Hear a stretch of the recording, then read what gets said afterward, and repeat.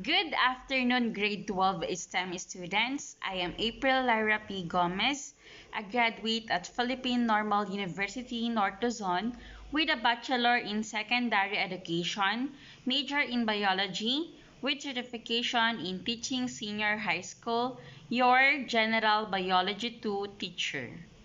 Before we proceed to our lesson for today, may I ask everyone to offer a simple prayer? Kindly close your eyes and pray. In the name of the Father, of the Son, of the Holy Spirit. Amen. Heavenly Father, grant me each day the desire to do my best, to grow mentally and morally, as well as physically, to be kind and helpful, to be honest with myself as well as with others. Help me to be a good sport and smile when I lose as well as I win. Teach me the value of true friendship. Help me always to conduct myself so as to bring credit to my school. Amen. For today's discussion, we would be talking about systematics, tracing life's history. These are the objectives. At the end of this lesson, students should be able to differentiate cladogram and phylogeny and create cladogram and phylogeny. The tree of life concept was first proposed by Charles Darwin in his book On the Origin of Species, where he used a tree as an analogy to demonstrate that all of the species originated from one or two species. Darwin imagined that organisms' evolution could be represented by a branching tree with the more recently evolved organisms at the tips of the outer branches, while the more ancient or extinct ones are at the inner branches or at the base. He also envisioned that the ancestral groups of species reside at the bottom of the tree, with the branches containing related species and the tips of twigs representing the individual living species. It was during the time of Ernst Haeckel that the term tree of life was used. It represented the diversity of life forms on Earth during his time. It is important to note, however, that some limitations such as the piece or tempo of evolution cannot be reflected in the length of the branches in the evolutionary tree. Phylogenetic tree and cladogram. They both represent a hypothesis about evolutionary relationship and are ever-changing based on new evidence. As we discover new organisms or species, these organisms have diverse features that make them separate and different from other organisms. Each branch point represents the divergence of two species. Say in the branch point here, the organism possess vertebral column, or they are vertebrates. They do have backbone, and the organisms right here, taxon B and taxon C, does not possess such characteristics. Therefore, the branch point shows changes or difference between the two. Sister taxa are groups that share an immediate common ancestor. For instance, both taxon B and C possess immediate common ancestor, which is located at this point. Say, they both have bilateral symmetry, meaning they are divisible into symmetrical halves. A rooted tree includes a branch to represent the last common ancestor of all taxa in the tree. So this is our ancestral lineage, and here is our rooted tree branch. Notice that this common ancestor of all the following taxon. A polytomy is a branch from which more than two groups emerge. Here is an example of polytomy. Polytomy represented by taxon D, taxon E, and taxon F. Moving on, Phylogeny is the study of the evolutionary history and relationships among individuals of groups of organisms. Under phylogeny, we have phylogenetic tree that serve as an illustration or a diagram used to visually present the evolutionary relationships or variability among groups of organisms. Here is an illustration of three domains, namely bacteria, archaea, and eukaryota. Notice that all of this domain has a common ancestor, but as we go up, bacteria branches on its own, while archaea and eukaryota are actually in the same branch. Hence, we can conclude that archaea and eukaryota or eukarya are way similar than archaea and bacteria or bacteria and eukarya. Now, let's analyze and interpret phylogenetic relationship. Let's start with the different taxons, namely taxon A to taxon E. All of this taxon has a common ancestor at this point, and this would be called as the root of tree.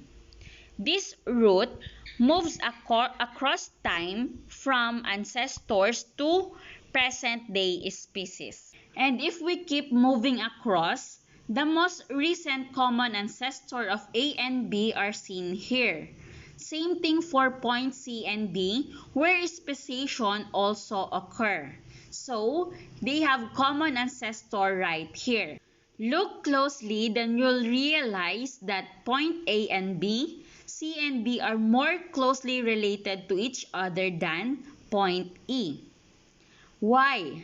Because at this point, you can see that taxon E branch out here while taxon A and D branch out in opposite direction. Now, let's take a look at a branching diagram showing relationships between species on their shared common ancestors.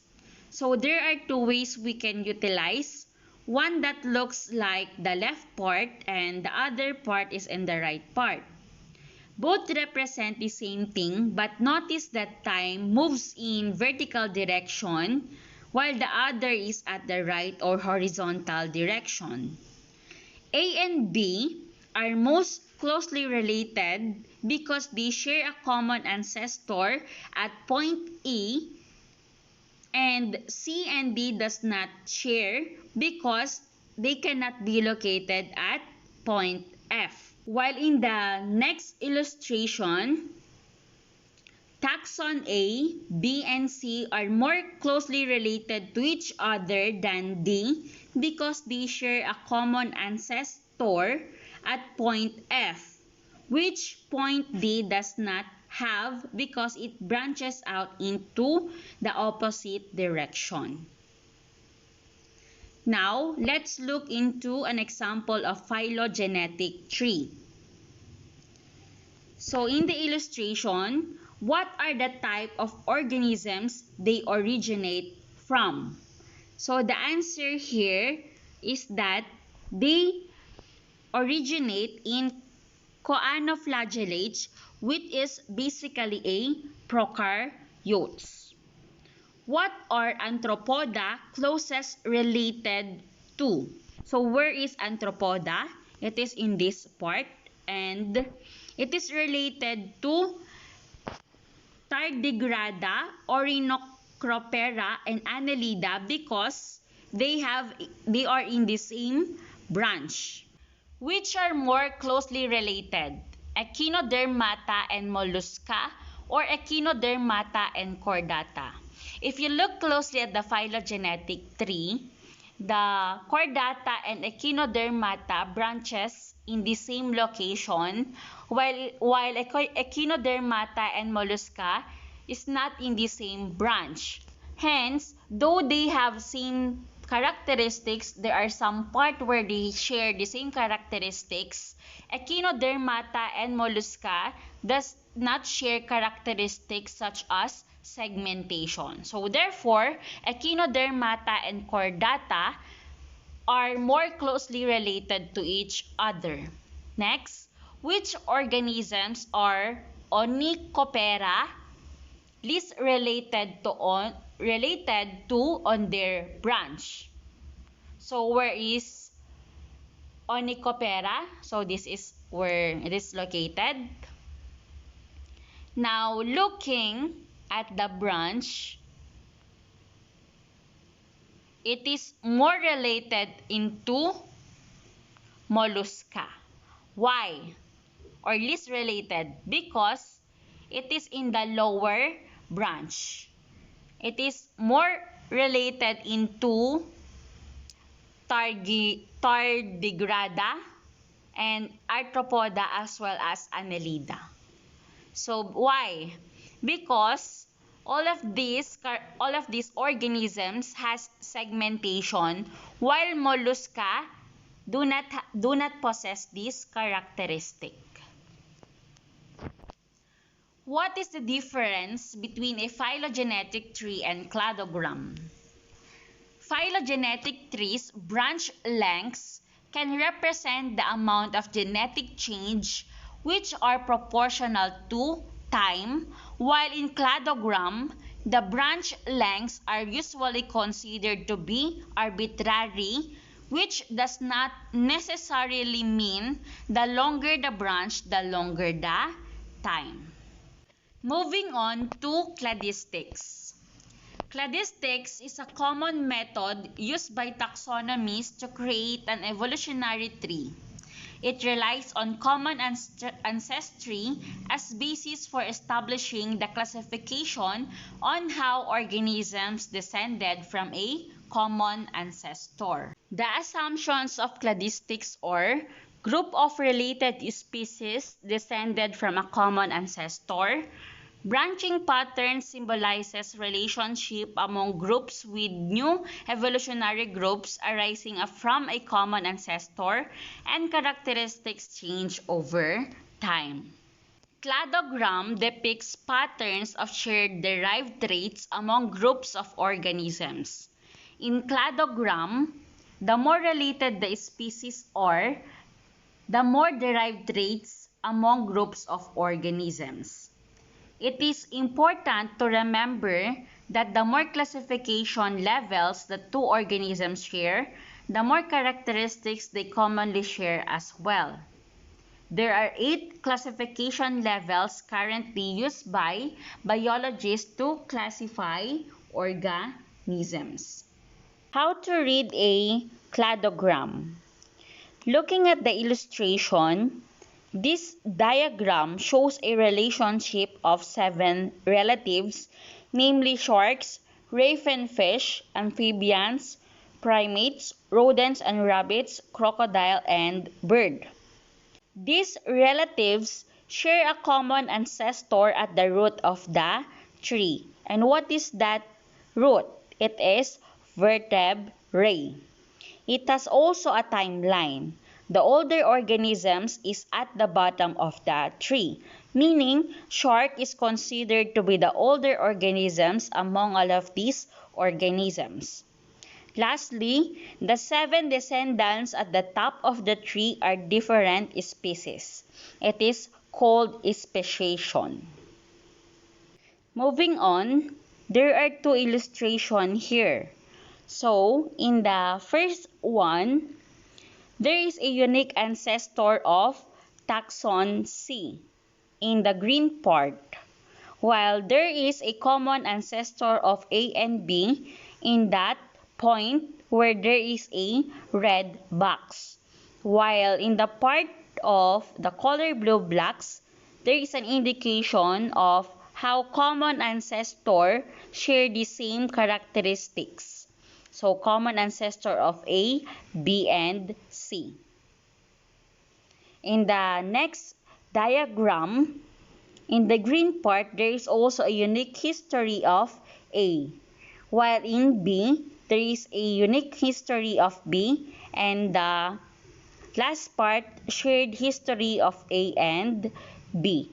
So, there is a difference between the two because in the left part, it talks about the unique characteristics of the ancestor, while in the Next part, or the right part, it talks about the unique history of that ancestor or species. Let's have an example. What trait separates amphibians from ray-finned fish?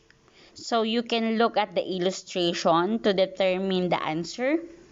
So of course, the trait that separates amphibian from ray-finned fish is 4 limbs.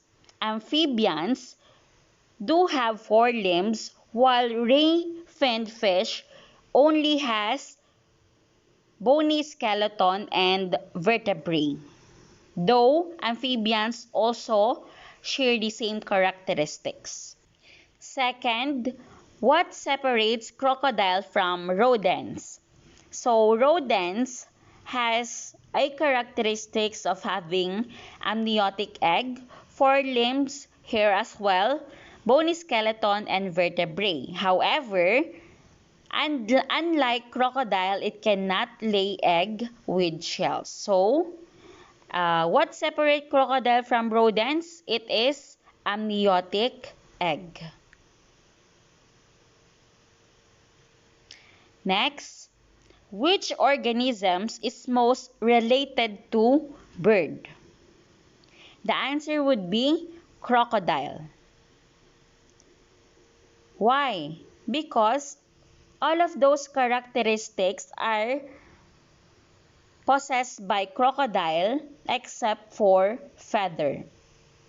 Rodents have 5 characteristics the same with bird. However, crocodile has the upper part because it has a characteristics of laying eggs with shells as well as with bird. Fourth, what 6 traits do these organisms share? So, it talks about crocodile and bird. Of course, it would be vertebrae, bony skeleton, 4 limbs, hair, amniotic egg, and egg with shells. Fifth, what or which organisms will have DNA most similar to rodents and rabbits? So, what do you think it is? Of course, it is primates. Lastly, which organism's DNA is different the most from the bird? Of course, it would be shark. Why? Because shark only possess the same characteristics of having vertebrae. Unlike with crocodile that has almost 1, 2, 3, 4, 5, 6 characteristics the same with bird. Moving on to the next illustration or cladogram, What trait separates amphibians from mammals? So the answer would be hair. The polar bear or mammals has hair while amphibians has a soft scale. Second, what separates cartilaginous fish from bony fish? Of course, the answer would be bony skeleton. I'm sorry for the transition. It should be bony skeleton. Third, which organisms is most related to the mammal on this diagram? It would be amphibians because they both have 4 limbs and lungs, bony skeleton, jaws, and vertebrae. Next, what 4 traits do these organisms share? So, I have already mentioned it. And lastly, which organism's DNA is different the most from the mammal?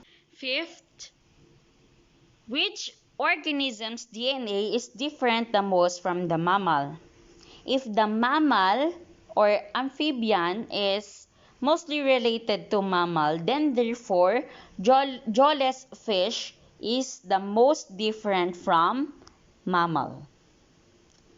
Now, as your output, create a handwritten cladogram and phylogenetic tree. You can use either A4 or short band paper. Then write your name afterwards, then have a signature at the bottom right part of the band paper. By the way, create your output in a landscape form. Okay, that would be all today, class. Thank you for listening.